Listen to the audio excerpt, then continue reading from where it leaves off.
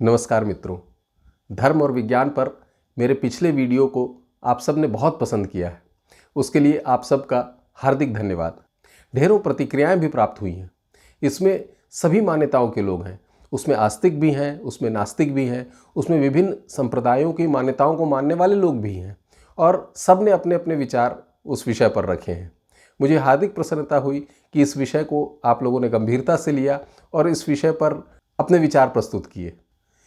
इस वीडियो के पूर्व मैंने एक वीडियो आर्टिफिशियल इंटेलिजेंस पर प्रस्तुत किया था, जिसकी लिंक मैं ऊपर आई बटन में एवं नीचे डिस्क्रिप्शन बॉक्स में दे दूंगा, जहां पर क्लिक करके आप उसे देख सकते हैं। आप उसे अवश्य देखें, क्योंकि उस वीडियो में मैंने हमारे मनुष्य के मस्तिष्क की तुलना आज के आधुनिक कंप्यूटर से की है कि आर्टिफिशियल इंटेलिजेंस और ह्यूमन इंटेलिजेंस में क्या अंतर होता है और क्या कहीं हम आर्टिफिशियल इंटेलिजेंस की तरह ही तो व्यवहार नहीं कर रहे हैं। उसमें कुल मिलाकर बात यह है कि यह स्पष्ट करने की कोशिश की गई है कि हमारी सोच किसी भी प्रकार की क्यों बनती है। हम जैसा भी सोचते हैं हम वैसा क्यों सोचते हैं।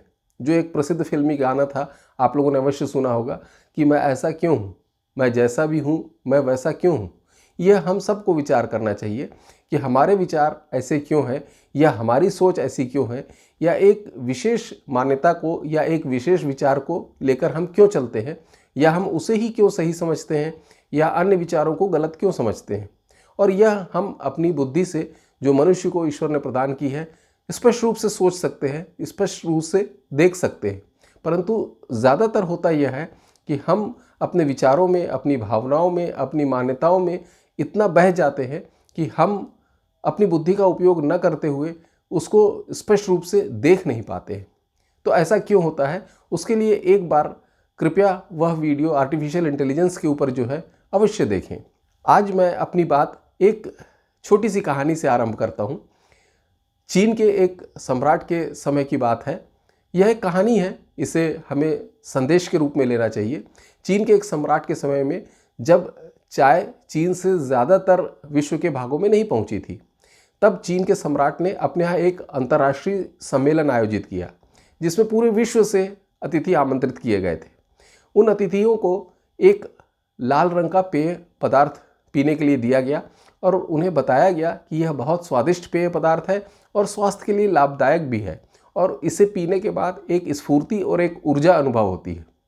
सभी अतिथियों को वह पेय बहुत अच्छा लगा। उन्होंने जानना चाहा कि यह किस चीज़ का पेय है।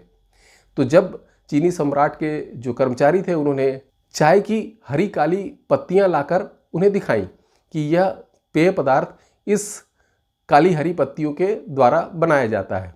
उन अतिथियों को वह पेय बहुत पसंद आया। उन्होंने उसके बारे में जानना चाहा। तो चीन के सम्राट ने कहा कि आप बिल्कुल चिंता न करें, आपके जाते समय हमने भेंट के लिए यह उपहार ही आपके लिए तय किया हुआ है। आप सबको भेंट में चाय की पत्तियां ही दी जाएंगी, जिससे आप अपने देश में भी जाकर इससे यह पेय बना सकते हैं। उन्हें लगा कि यहाँ पर उनके साथ झूठ बोला जा रहा है और इसमें ज़रूर कोई साजिश होगी। उन्होंने वो हरी काली पत्तियां वहीं पर फेंक दी। यह अविश्वासियों का समूह था, जो विश्वास ही नहीं करना चाहता था। दूसरा समूह जो था वह चमत्कृत था। वह देखकर आश्चर्यचकित था कि ऐसा कैसे संभव हो सकता है कि दिखने में हरे काले रंग की पत्तियां एक लाल या नारंगी रंग का पेय बना सकती हैं। उन्हें इस बात पर विश्वास ही नहीं हो रहा था। उन्होंने उन पत्तियों को अपने देश में ले जाकर किसी पवित्र स्थान पर रखकर उसकी पूजा शुरू कर दी। उसकी वो रोज़ आराधना करने लगे। उनके अनुसार वह एक चमत्कार था। वो सामान्य शक्तियों वाली पत्तियां नहीं थी। उनमें अवश्य कोई चमत्कृत दैवीय शक्ति रही होगी, जिसके कारण हरी काली पत्तियां लाल रंग का पेय बना रही थी। इसलिए उन्होंने उसकी पूजा करना आरंभ कर दिया। यह अंधविश्वासियों का समूह था, जो अंधविश्वास में पड़ गए थे। उन्होंने उसके लाभ के बारे में या उसे बनाकर देखने के विषय में बिल्कुल नहीं सोचा। परंतु एक तीसरा समूह था, जिसने उसे अपने देश में ले जाकर उन पत्तियों से वह पेय पदार्थ बनाकर देखा, उस पर प्रयोग किए, देखा कि यह लाभदायक है या नहीं, यह पदार्थ वैसा बनता है या नहीं जैसा हमें चीन में बताया गया था, और उसको लंबे समय तक उपयोग करने से हमारे लिए वो लाभदायक है या हानिकारक है, इस पर शोध किए। और उसके बाद उन्होंने उसको अपनाया और अपने देश में उसकी खेती आरंभ की, जिससे कि जन सामान्य के लिए भी वह चाय की पत्ती का ज्ञान उपलब्ध हो सके। तो उन्होंने सिर्फ न केवल अपने ऊपर प्रयोग किए, उन पत्तियों पर प्रयोग किए और साथ ही साथ उस लाभकारी उपयोग को जन सामान्य के लिए भी उपलब्ध कराया। यह वैज्ञानिकों का समूह था। और लेकिन ध्यान दें, यही धार्मिक व्यक्तियों का भी समूह है। एक धार्मिक व्यक्ति वैज्ञानिक होता है। वह किसी भी बात पर ना तो विश्वास करता है और ना अविश्वास करता है। वह भी प्रयोग करता है बिल्कुल वैज्ञानिकों की तरह, और किसी भी बात की सत्यता प्रमाणित होने के बाद ही उसे स्वीकार करता है, जैसा कि वैज्ञानिक करते हैं। और इसीलिए धार्मिक व्यक्ति भी वैज्ञानिक है और वैज्ञानिक व्यक्ति भी धार्मिक व्यक्ति होता है, क्योंकि जब अपने प्रयोगों के वह निष्कर्ष देखता है तो उसे सृष्टि की विशालता के बारे में और जो इस सृष्टि के नियम हैं और जिस अनुसार सृष्टि चल रही है, जैसे चीज़ें काम कर रही हैं, उन्हें देखकर वो चमत्कृत रह जाता है और फिर वह धार्मिक हो जाता है। तो धार्मिक व्यक्ति और वैज्ञानिक व्यक्ति दोनों एक तरह से समान हैं। जो सच्चा धार्मिक व्यक्ति होता है वह भी वैज्ञानिक की तरह निरंतर सत्य की खोज में लगा रहता है। वैज्ञानिक भी सत्य की खोज में लगा रहता है। अंतर सिर्फ एक है कि वैज्ञानिक पदार्थ पर प्रयोग कर रहा है और इसलिए आमतौर पर पदार्थ के जो परिवर्तन है सामान्यतः उस पर तब तक प्रभाव नहीं डालते जब तक कि वह अपने प्रयोग के अंत में न पहुंच जाए, उसके निष्कर्ष तक न पहुंच जाए।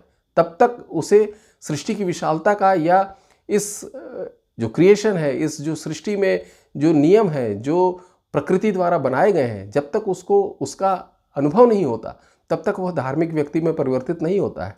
परंतु जितने महान वैज्ञानिक हुए वे सब अपने प्रयोगों के निष्कर्ष देखकर अंत में धार्मिक हो जाते हैं। यहाँ पर मैं फिर एक बार स्पष्ट करना चाहूँगा, जैसा कि मैंने अपने पिछले कई वीडियोज़ में यह बात कही है कि धर्म का या धार्मिक होने का अर्थ सांप्रदायिक होना या मज़हब रिलीजन को फॉलो करने वाला या किसी रिचुअल्स को, रीति रिवाजों को मानने वाला नहीं होता है। धार्मिक शब्द बिल्कुल अलग अर्थों में प्रयोग होता है। इसीलिए अभी ज़्यादातर विश्व की जो भाषाएं हैं उनमें धर्म को एक नए शब्द के रूप में स्वीकार कर लिया गया है। जैसे इंग्लिश डिक्शनरी में भी अब आपको धर्म एक अलग शब्द के रूप में मिलेगा। वह संप्रदाय, मजहब या रिलीजन का पर्यायवाची नहीं होता है। तो वैज्ञानिक व्यक्ति भी धार्मिक हो जाता है जब वो अपने प्रयोगों के निष्कर्ष को देखता है। तो अंतर क्या है? अंतर बहुत सूक्ष्म है। सूक्ष्म अंतर यह है कि वैज्ञानिक पदार्थ पर प्रयोग कर रहा है और आध्यात्मिक व्यक्ति, जो धार्मिक व्यक्ति है, वह स्वयं पर प्रयोग कर रहा है। और इसीलिए आध्यात्मिक व्यक्ति तो तुरंत परिवर्तित हो जाता है, परंतु वैज्ञानिक को समय लगता है। जब वो अपनी ज्ञान के चरम पर पहुंचता है, जब अपनी वो प्रयोगों के निष्कर्ष अंत में देखता है, तब वह धार्मिक व्यक्ति में परिवर्तित होता है। एक और छोटा सा अंतर है, वो हमारे लिए है, जन सामान्य के लिए है। अगर आप देखें तो किसी भी वैज्ञानिक के जो प्रयोगों के निष्कर्ष है उनका लाभ हम सब उठाते हैं। जैसे कि हमने मोबाइल की या टीवी की या जो आधुनिक जितने भी यंत्र हैं, उपकरण हैं, उनकी खोज नहीं की थी, लेकिन उनका लाभ हम सभी उठा रहे हैं। परंतु अध्यात्म में ऐसा नहीं होता। अध्यात्म में एक व्यक्ति की साधना, एक व्यक्ति की खोज, उसकी स्वयं की खोज होती है, उसकी स्वयं की यात्रा होती है। उसका लाभ हम नहीं उठा सकते। अध्यात्म के क्षेत्र में हमें स्वयं यात्रा करनी पड़ती है। तो ये एक बहुत बड़ा महत्वपूर्ण अंतर है वैज्ञानिक में और आध्यात्मिक व्यक्ति में। तो हम आध्यात्मिक यदि हैं तो हम उस क्षेत्र में आगे बढ़े और सत्य की खोज में लगे, और बिना किसी भी पूर्वाग्रहों से ग्रस्त हुए हमें सत्य की खोज करना चाहिए। हम न तो अंधविश्वासियों के समूह की तरह बने कि हम चमत्कृत होकर उन चीज़ों की केवल पूजा करने लगें, और न ही हम किसी तरह के अविश्वासी बने कि हमारे लाभ की भी कोई वस्तु हो, हमारे उपयोग की भी कोई वस्तु हो तो हम उसे कचरे में फेंक दें, क्योंकि हम उस पर विश्वास ही नहीं करते। और इसीलिए हिंदी साहित्य में बहुत सारे लोग कहते हैं कि अविश्वास भी एक तरह का विश्वास ही है, क्योंकि हमारा यह विश्वास है कि ऐसा हो ही नहीं सकता। तो अविश्वास एक तरह से हम कह सकते हैं कि शीर्षासन करता हुआ विश्वास ही है, क्योंकि हम अविश्वास में विश्वास करने लगते हैं। जैसे बहुत सारे लोग आपने देखा होगा कि बहुत सारी मान्यताएं लेकर चलते हैं और वह बात सुनने के लिए ही तैयार नहीं होते हैं। वो पहले से ये मानकर चलते हैं कि यह बात तो गलत ही होगी। एक प्रसिद्ध उदाहरण हमें गैलीलियो का मिलता है। सबसे पहले जब गैलीलियो ने बताया कि पृथ्वी सूर्य का चक्कर लगाती है, तो उस समय लोगों ने उनकी बात को मानने से इनकार कर दिया। कोई भी उनकी बात को मानने के लिए तैयार नहीं था, जबकि उन्होंने कहा कि उन्होंने दूरबीन भी बनाई है और एक बार इस दूरबीन से देख तो लीजिए, लेकिन कोई दूरबीन से देखने के लिए भी तैयार नहीं हुआ। यहाँ तक कि एक ने तो यह तक कहा कि हम नहीं मानेंगे, यदि यह सत्य होगा तब भी नहीं मानेंगे। तो यह तो बड़े आश्चर्य की बात है। और लेकिन हमारे लिए एक संदेश इसमें ये छुपा हुआ है कि अंधविश्वासी दोनों प्रकार के लोग हो सकते हैं। ऐसा नहीं है कि अंधविश्वासी केवल धर्म को मानने वाले या किसी संप्रदाय, मजहब, रिलीजन की मान्यताओं को मानने वाले लोग हो सकते हैं। अंधविश्वासी विज्ञान को मानने वाले लोग भी हो सकते हैं। यदि एक वैज्ञानिक भी किसी तरह के पूर्वाग्रह लेकर चल रहा है कि ऐसा तो हो ही नहीं सकता, यह बात तो संभव ही नहीं है, यह बात तो असत्य ही है, मैं तो इसको मानूंगा ही नहीं, मैं तो इस पर प्रयोग करूंगा ही नहीं, तो वह वैज्ञानिक भी अंधविश्वासी है। अर्थात अंधविश्वासी या अविश्वास करने वाले दोनों प्रकार के लोग हो सकते हैं। वैज्ञानिक भी हो सकते हैं और संप्रदाय, मजहब, रिलीजन को मानने वाले लोग भी हो सकते हैं। तो हमें कैसा बनना है? हमें आध्यात्मिक बनना है, हमें धार्मिक बनना है। हम न तो किसी बात पे विश्वास करें और न ही किसी बात पर अविश्वास करें। हम अपने स्तर पर उस पर प्रयोग करने की कोशिश करें, उसको जानने समझने की कोशिश करें।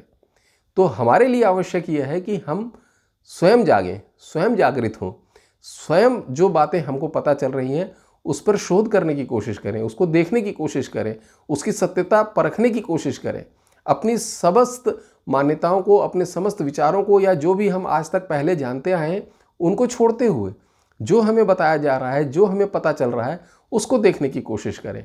हो सकता है आज तक जो हम जान रहे हो वो सत्य ना हो, और हम जब भी हमें सत्य पता चले तो हमें उसे स्वीकार करने में किसी तरह का कष्ट नहीं होना चाहिए, और ना ही हम किसी तरह के ऐसे पूर्वाग्रह लेकर चलें।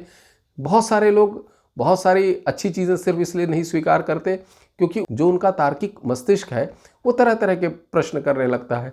तो ये किसने बताया, तो सबसे पहले किसने बताया, तो कौन पहले आया, कौन बाद में आया, इस सब बातों का यहाँ पर कोई औचित्य नहीं है। हमारे लिए महत्वपूर्ण यह है कि आज जो विषय हमारे सामने आया है, जो जानकारी हमारे सामने आई है, क्या वो हमारे लिए उपयोगी है या नहीं है। यदि वो हमारे लिए उपयोगी नहीं है तो वो किसी काम की नहीं है। इस विषय में एक और जापान के ज़ेन संत की कथा मुझे याद आ रही है कि जापान के एक बहुत प्रसिद्ध ज़ेन संत थे। उनके ज्ञान की ख्याति पूरे विश्व में फैली हुई थी। तो वहाँ पर एक प्रोफेसर थे जिन्हें अपने शिक्षा पर, अपने अध्ययन पर बहुत ज़्यादा घमंड था, अपनी जानकारी पर। तो उन्होंने कहा कि एक दिन मैं जाकर उस ज़ेन संत से शास्त्रार्थ करूँगा, और वो उस ज़ेन संत से मिलने पहुँच गए। तो ज़ेन संत ने कहा, उन्हें बैठाया और सबसे पहले उन्हें कहा कि हम बाद में बात करेंगे, पहले आइए चाय पीते हैं।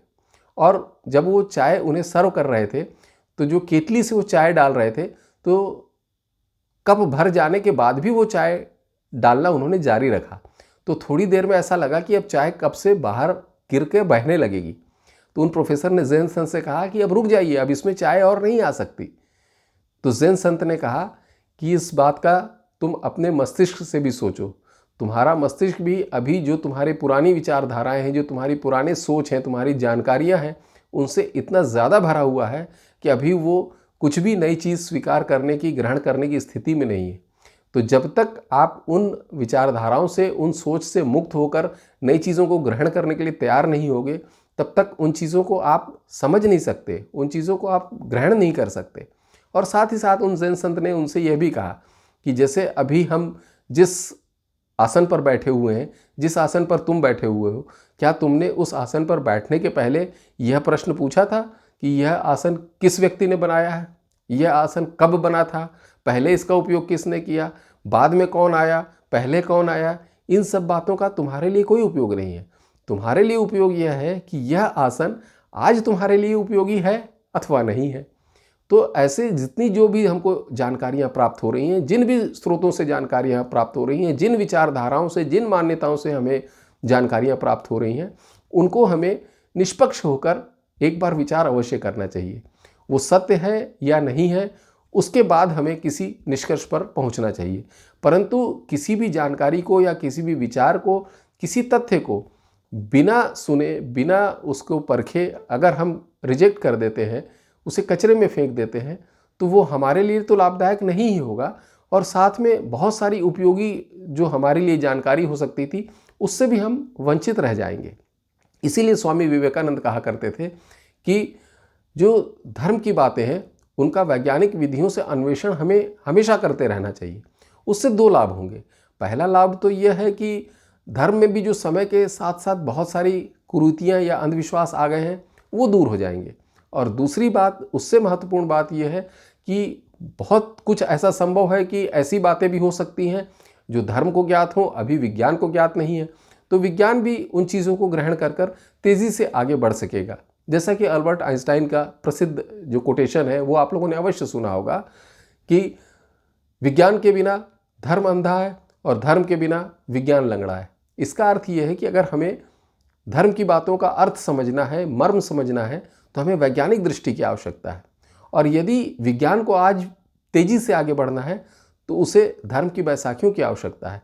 ये दोनों चीज़ें आपस में जुड़ी हुई हैं, इनका आपस में किसी भी तरह का विरोधाभास नहीं है और किसी भी तरह की विचारधाराओं का, मान्यताओं का भी आपस में विरोधाभास नहीं है। भारत एक ऐसा देश रहा है, अगर आपको ध्यान हो तो हमारे देश में 3 नास्तिक दर्शन भी बहुत अच्छी तरह से फले फूले, किसी तरह की रोक नहीं थी उनके ऊपर। तो हमारे देश में हमने नास्तिक विचारधारा को भी उसी तरह से प्रश्रय दिया जिस तरह से आस्तिक विचारधारा को दिया। लेकिन महत्वपूर्ण यह है कि कोई भी विचारधारा हो, उसमें जो भी ज्ञान की बातें हैं, जो भी हमारे लिए उपयोगी बातें हैं, उन्हें हमें स्वीकार करना चाहिए, उन्हें हमें ग्रहण करना चाहिए, न कि हम किसी एक विशेष विचारधारा से ही ग्रस्त होकर रह जाएं और दूसरी अन्य जिन विषयों से, जिन क्षेत्रों से हमको जानकारियां प्राप्त हो रही हैं, उसको हम लेने से इनकार कर दें, उसको लेना हम स्वीकार ही न करें, उसे लेने के लिए हम तैयार ही न हो। इसीलिए एक प्रसिद्ध कोटेशन है कि there are none so blind as who do not wish to see. उनसे बड़ा अंधा और कोई नहीं हो सकता जो देखना ही ना चाहे। तो हम चीज़ों को पहले देखें, तो हम जानकारियों को पहले समझें, तो उन पर एक बार विचार तो करें, उनको देखने की कोशिश तो करें कि क्या यह जानकारियाँ सही हैं या गलत हैं, और उसके बाद ही हम किसी निष्कर्ष पर पहुँचें। और यदि वो जानकारियाँ गलत हैं तो कोई भी सच्चा धार्मिक व्यक्ति ना तो स्वयं उन चीज़ों को स्वीकार करेगा और ना ही किसी को उसे स्वीकार करने के लिए कहेगा। आशा है यह जानकारी अच्छी लगी होगी आपको, यह वीडियो आपको अच्छा लगा होगा, और संभवतः बहुत सारे ऐसे जो प्रश्न आपके मन में पिछले वीडियो के बाद उठे होंगे, उनका समाधान भी हुआ होगा। यदि आप कुछ अन्य जानकारियाँ भी चाहते होंगे तो अवश्य कमेंट बॉक्स में सूचित करें, मैं यथासंभव उत्तर देने का प्रयास अवश्य करूँगा। कृपया इस वीडियो को लाइक करें, अपने अन्य मित्रों के साथ भी शेयर करें एवं चैनल को भी अवश्य सब्सक्राइब करें। बेल नोटिफिकेशन भी अवश्य क्लिक करें, जिससे कि इस तरह की वीडियो की जानकारी आपको समय पर मिल सके। और एक बार पुनः मेरे पिछले वीडियो धर्म और विज्ञान पर आप सबकी जो प्रतिक्रियाएं आई हैं और जो आप लोगों ने पसंद किया है, और YouTube भी मुझे बता रहा है कि वह बहुत ज़्यादा लोगों तक पहुंचा, बहुत लोकप्रिय हुआ, बहुत ज़्यादा लोगों ने उसे देखा, उसके लिए आप सबका एक बार पुनः हृदय से धन्यवाद।